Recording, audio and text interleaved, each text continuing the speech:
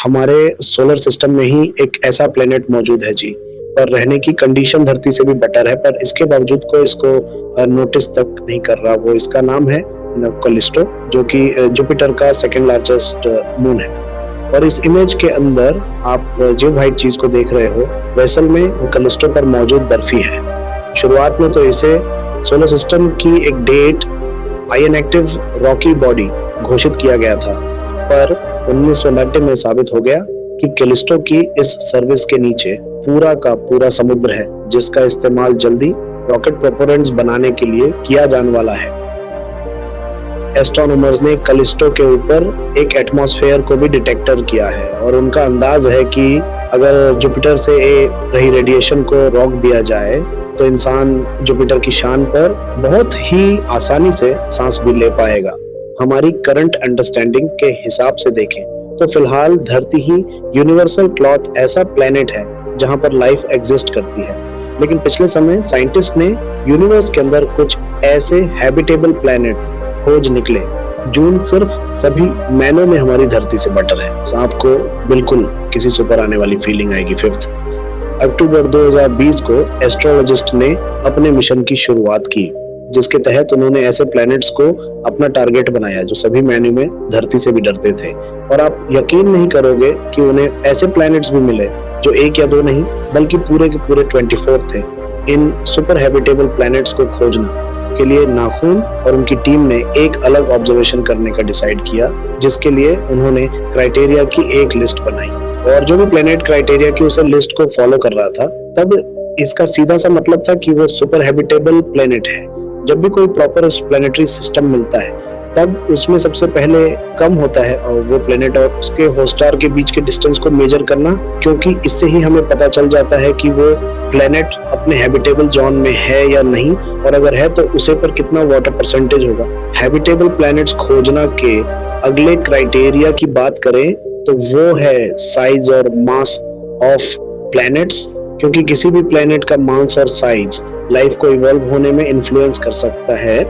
अब जितना प्लैनेट का साइज होगा उतनी ही ज्यादा जगह मौजूद होगा इंसानों के रहने के लिए, और प्लैनेट्स का मास जितना ज्यादा होगा उतनी ही ज्यादा उसे पर ग्रेविटी भी होगी, और इससे ज्यादा ग्रेविटी की वजह से वह प्लैनेट हवा को जमीन के करीब रखेगा, जिससे उसका एटमॉस्फेयर काफी ज्यादा मोटा और स्टेबल रहेगा। साइज और मास वाले क्राइटेरिया के बाद अब बात करते हैं हमारे नेक्स्ट क्राइटेरिया यानी कि टेम्परेचर की, जिसमें इन प्लैनेट्स का टेम्परेचर धरती से 5 डिग्री सेल्सियस ऊपर या नीचे हो सकता है, क्योंकि धरती के मिडिल वाले एरिया यानी ट्रॉपिकल रीजन में पनप रहे हैं। माइक्रोब्स इसी तरह के एक्सट्रीम टेम्परेचर में सरवाइव करते हैं। अब इन्हीं सभी फैक्टर्स को ध्यान में रखते हुए साइंटिस्ट को 24 एग्जम्प्लॉयमेंट में से 2 ऐसे सुपर हैबिटेबल प्लैनेट्स मिले हैं जिनका सरफेस टेम्परेचर और एटमॉस्फेयर दोनों ही धरती से भी बेटर है, जिनसे एक है न्यूटन बी प्लैनेट। इस प्लैनेट को 2017 में पहले बार ऑब्जर्व किया गया था। तब पता चला कि इस पर ना सिर्फ पानी है बल्कि किसी भी लाइफ फॉर्म की जिंदा रहने के लिए सभी जरूरी चीज जैसे कि हाइड्रोकार्बन और अमीनो एसिड भी भारी मात्रा में मौजूद है। यह प्लैनेट इंसानों के रहने के लिए इतना अच्छा है कि रिसर्च के मुताबिक इसके परफेक्शन के पीछे किसी एलियन का हाथ बताया जाता है, और इसी पॉसिबिलिटीज को देखते हुए अक्टूबर 2017 और 18 में मेथी नाम की ऑर्गेनाइजेशन ने इस प्लेनेट पर कई मैसेज भेजे हैं, जिनसे एक मैसेज में अलग अलग म्यूजिकल इंस्ट्रूमेंट की आवाज और दूसरे मैसेज के अंदर यूनिवर्स में हमारी लोकेशन का साइंटिफिक ट्यूटोरियल है, जिससे कि अगर न्यूटन भी पर इंटेलिजेंट लाइफ मौजूद हुई तब हमें उसके बड़े में एक दिन जरूर पता चलेगा। अब अगला सुपर हैबिटेबल एरिया है, तभी स्टार सिस्टम कहाँ जाता है। धरती के रेगिस्तान में जितने मिट्टी के कान हैं उतने ही तारा पूरे ब्रह्मांड में मौजूद है। अब अगर सितारे ही इतने हैं तो सोचिए प्लैनेट्स कितने होंगे, और इतने अब हर वो प्लैनेट्स में सिर्फ हमारी धरती पर ही लाइफ एग्जिस्ट करती है।